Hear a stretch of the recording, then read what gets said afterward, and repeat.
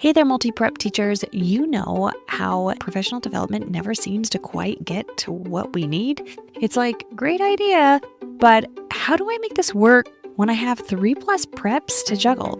That's exactly why I created the Simplify Your Preps Collective. It's a free Facebook group built just for teachers like you, where we share tips, resources, and real talk about making multi-prep teaching less overwhelming and more doable. Sound like your kind of space? Head to kristenmasick.com/collective and join us today. Let's simplify together. Today, I'm going to be talking about how the idea of minimum viable product, or MVP, changed my teaching game. Whether you're a newbie or a seasoned teacher, this episode's got all the tips to simplify your planning for the upcoming school year. Welcome to the Secondary Teacher Podcast, the podcast for middle and high school teachers juggling multiple preps to get the strategies to reduce overwhelm so that you don't have to choose between being an effective teacher and prioritizing important relationships. I'm your host, Kristen Masick, a 10-year high school engineering teacher, former middle school assistant principal, and teacher coach. Every week, we will discuss strategies, systems, and time-saving tips to help you not only survive but thrive as a multiple prep teacher. A mistake that I made early on in my teaching career was trying to fit too much into a semester or a term. I looked at the standards and I got completely overwhelmed because I saw each of the standards and I saw the potential that was within those and wanted to teach them to the fullest. And it wasn't until I found this idea of minimum viable product that it really changed how I planned and prepared for the school year. This isn't the first time that I've talked about MVP. I first started talking about it in episode 1. If you want to go back to that episode, listen to it. It talks about this as well, but I'm going to take a little bit of a different spin because today I want to be talking very heavily on how you can use MVP with your planning. Imagine you are planning a road trip. You could spend weeks planning every detail, researching every stop, where are you going to eat, where are you going to go to the bathroom, and you can pack for every single scenario that could possibly happen over the duration of your trip. However, this can be overwhelming and super time consuming. So instead, you focus on the essentials. You figure out where you're going, you find a reliable map, and you make sure that you have enough fuel to get you there. Once you're on your road, you can make adjustments as needed. And this is how I want you to think about and plan your courses for next school year. We're going to take this road trip metaphor and we're going to dive in a little bit deeper to explain each portion of this. For your destination, you're going to be talking about your learning objectives. Now, you do need to identify the key standards and skills students must achieve by the end of the course. And these are going to be your non-negotiables, and they are going to be critical for your journey. One thing that I have found recently that I really love using is AI to figure out what these might be if I'm having a hard time still figuring out how to narrow this down.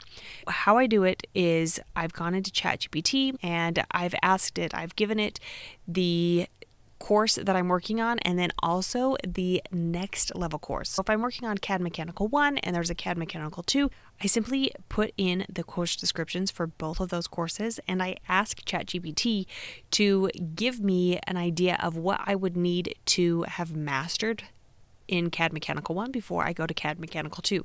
Then I could look at the core standards and objectives and see what aligns and cross off. We're not totally getting rid of them, but you know that the ones that you are saving are going to your key standards, the main ones you're going to focus on. Another way that I've also heard about it is there's this idea of something called 5 ins and 5 outs. What are the 5 things that students need to know before coming into said course, and what would be those 5 things leaving that course to get you ready for the next course? Those are ways that I want you to think about the destination, and this idea of MVP is really paring it down so that you are finding the essential, those most important things that are really going to set your students up for success for the next class that they're going to be taking. The next idea is having a reliable map. That is going to be your core content. Now, I love how it's using reliable map, because you're also going to think about that as your curriculum map. Now that you've figured out which standards, now you're going to have a curriculum map. It doesn't have to be super explicit. Remember, we're talking about the minimum viable product. We just know that we need to get there.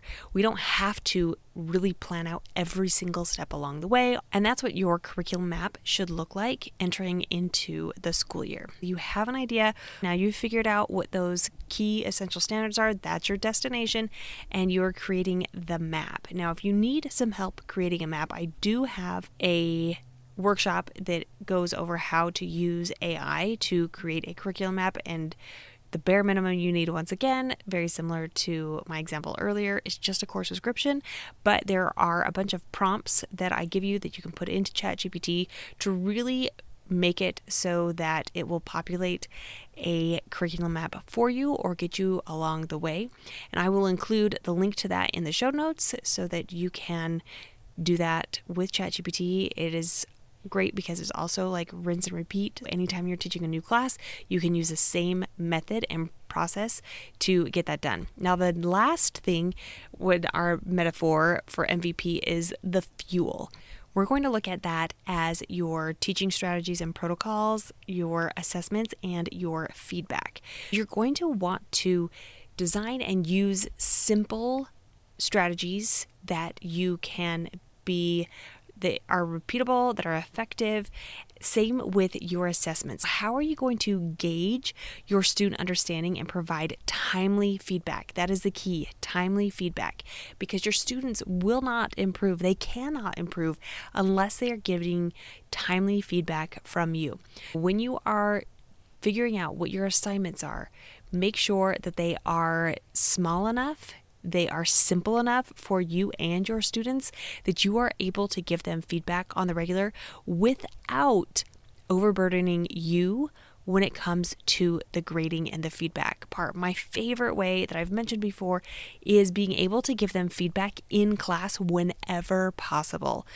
Whether that's actually giving them the grades, but then letting them know that they're making errors or fix this, or having students check things off in class along the way is really going to save you time and not have you spend time outside of school and contracted hours to give them feedback they may or may not pay attention to. You're going to want to continuously check on your student progress. If you were going on a road trip, you're going to want to make sure that you have gas all the time. You're wanting to make sure that you're giving feedback, you have assessments, and then test those protocols and those teaching strategies. You really only need 1 or 2 and maybe 3 protocols, strategies that you are using over and over again. That is one way also that you are going to be able to simplify your planning, is that you are using the same processes over and over again, and then you are going to really refine that later on. As a review, here are some steps to apply the MVP, or the minimum viable product, to your planning. The first is identify your key standards. List the most important standards or skills students need to master when they are leaving your course. These are your core objectives or your essential standards. The next is that you are going to select your essential content. Choose the minimum content necessary to achieve these results. Eliminate anything that doesn't directly contribute to these objectives, and you're going to use your curriculum map to make sure that you stay on that path. When you don't have a map, when you don't have an idea of where you're going, it is very easy to veer off. Having a curriculum map will help you select that essential content. Third, you are going to design simple assessments or teaching protocols and strategies that allow for you to understand where the students are, but then it will allow you to give quick and timely feedback so that you can focus on quality over quantity. If this episode today was helpful to you, it could be for others. Make sure that you share it with your colleagues, and you can also shout out me on Instagram at Kristen Masick, KRISTENMASSIC. Until next week.